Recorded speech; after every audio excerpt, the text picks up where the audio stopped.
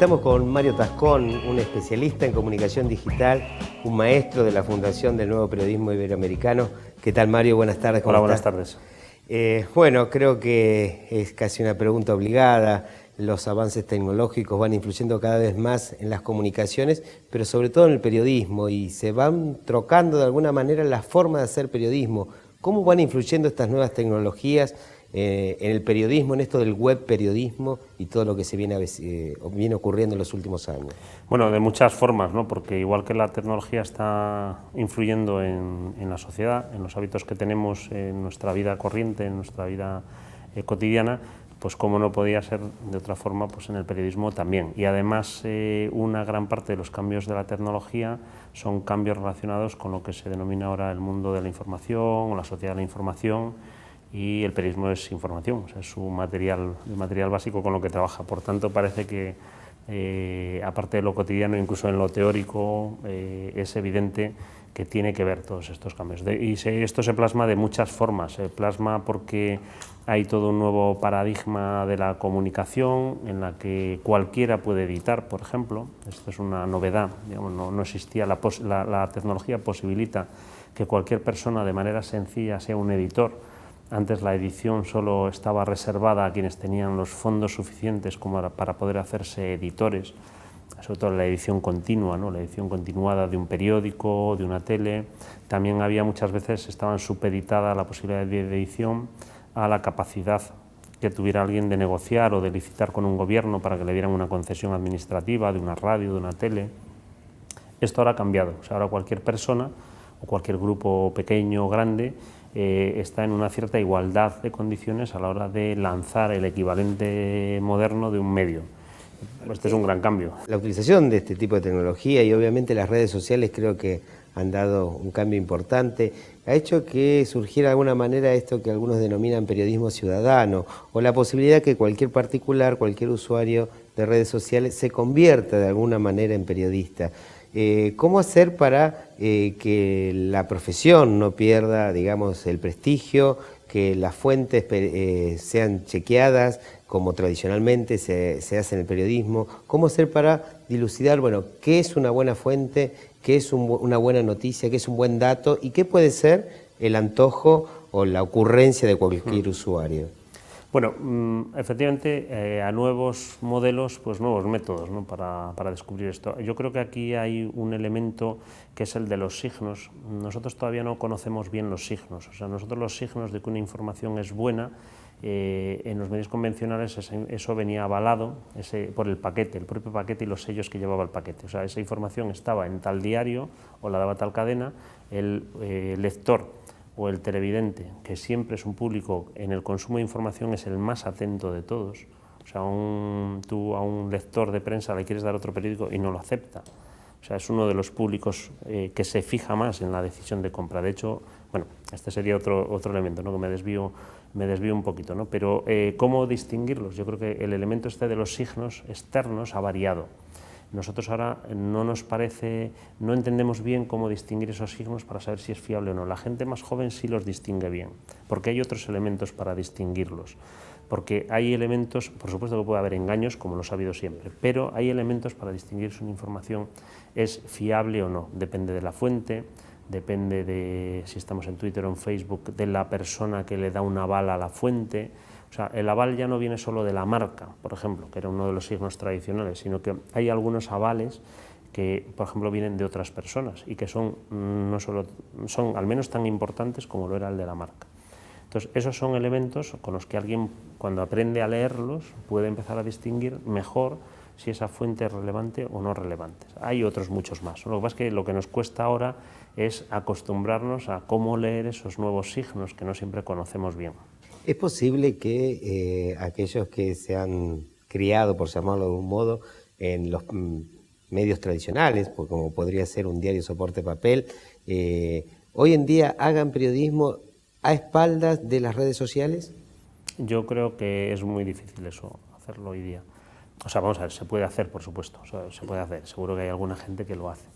Pero yo creo que el no estar en las redes sociales, yo hace tiempo advertía de este tema y fue hace 3 o 4 años cuando empecé a decirlo fue muy polémico en la profesión, porque, vamos, de hecho, tuve polémica con unas declaraciones en las que yo dije que yo no me fiaría de un periodista que no estuviera en Facebook o Twitter, ¿no? Y hubo mucha polémica, la verdad. Entonces yo tuve incluso que salir un poco a matizar que lo que quería decir. Que no era para tanto. Que era esto, pero claro, yo al final no me refería tanto a la herramienta, a la utilización de la herramienta, como a una cuestión del sentido común. O sea, yo lo que decía es, vamos a ver, si las personas están en Twitter y en Facebook, vamos a ver, un periodista o un médico o un maestro que no esté en Facebook o en Twitter es un tipo raro, o sea, algo pasa ahí, por lo que sea, y más en una profesión en la que uno tiene que estar con la sociedad a la que dice servir, que es lo que al final es una de las cosas que un periodista debe hacer. ¿No? Un periodista está al servicio del lector. Bueno, pues si el lector tiene usted que entenderlo, tiene que usted ser empático de alguna forma con él, porque si no, usted será un marciano. Entonces, yo creo que en ese sentido es en el que yo aludía a eso. Creo que hoy día es mucho más evidente, o sea, hoy día no hay periodista que se precie que no esté teniendo un Twitter o que no incluso esté en una carrera por ver si tiene más o menos follower que el periodista competidor, este tipo de cosas, que esto ya son matices, ¿no? Pero lo importante es que yo creo que ahora sí hay una conciencia de tener que estar. Las redes no son lo mismo, no es lo mismo Twitter que Facebook, o sea, luego habría que entrar en muchos matices, ¿no? De cuál es el uso profesional o personal de las redes, pero en principio yo sí que parece que los periodistas en esta carrera de las redes sociales, que no existía o que no se veía tan clara hace 3 o 4 años, pues están también, ¿no? Que tienen que estar. Sí, pareciera que a partir sobre todo de Twitter los periodistas se han convertido, junto a los deportistas, los políticos o algunas estrellas del espectáculo, en las personas referentes al momento de seguir a alguien en Twitter. ¿Esto posibilita de alguna manera que otra persona, tal vez desconocida y no un periodista profesional, que no trabaja en un medio tradicional, pueda convertirse en un periodista influyente a partir de la utilización de las redes sociales y esto convertir a las redes sociales en un medio alternativo? Bueno, eso está sucediendo. Lo que acabas de preguntar sucede con bastante claridad ya. Sucedía con los blogs.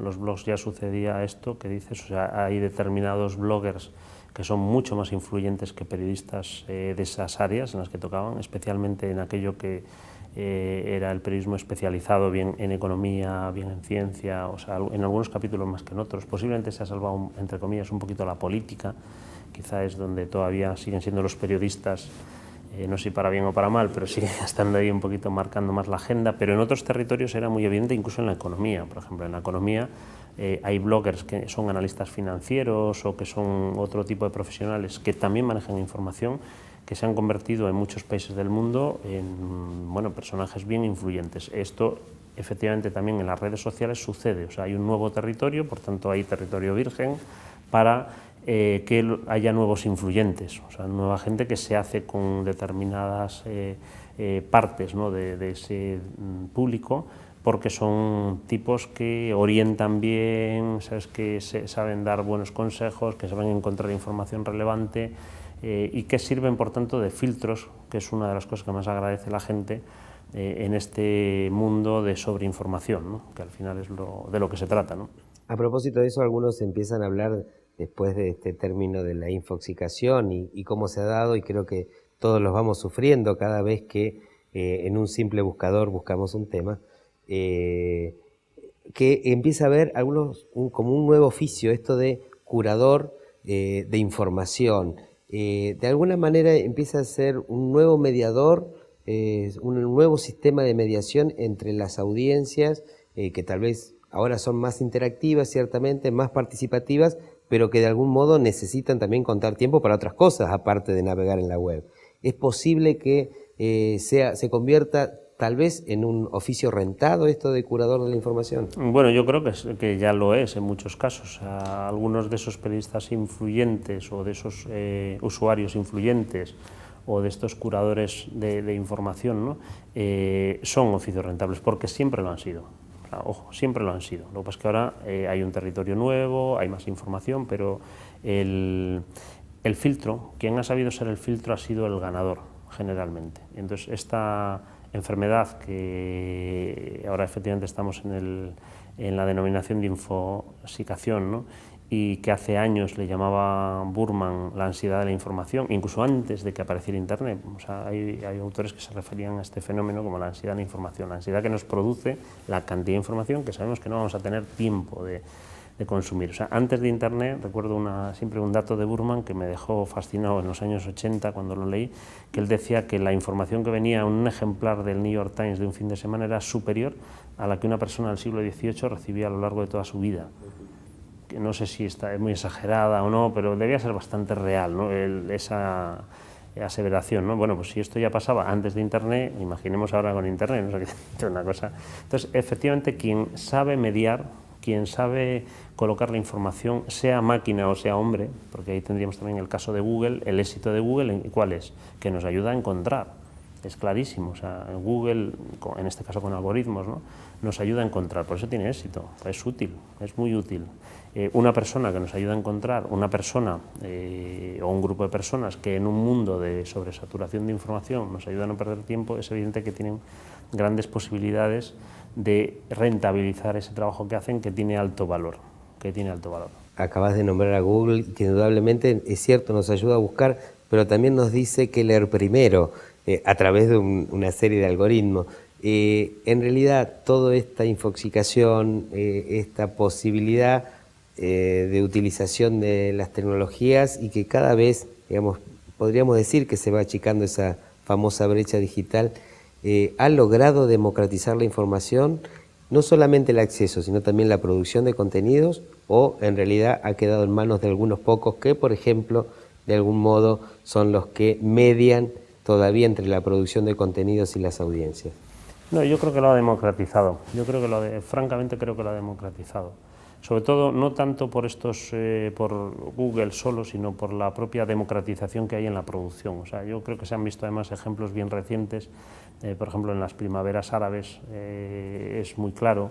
O sea, los medios convencionales no se han enterado de lo que estaba pasando allí, los despachos de las agencias de noticias no se enteraron de lo que pasaba allí, y nos empezamos a enterar, incluso países que lo teníamos bien cerca, como puede ser España, que los teníamos enfrente, o sea, no estamos hablando de es un sitio donde vamos de vacaciones, o sea, lo tenemos bien cerquita, y no nos hemos empezado a enterar hasta que, gracias a que hay otros productores de información, que en este caso eran los propios ciudadanos, las redes sociales, pues ha empezado a salir por las redes sociales vídeos, imágenes y demás, de una cosa que nos ha dejado a todos absolutamente descolocados, porque nuestros sistemas convencionales de transmisión de información nos estaban fallando.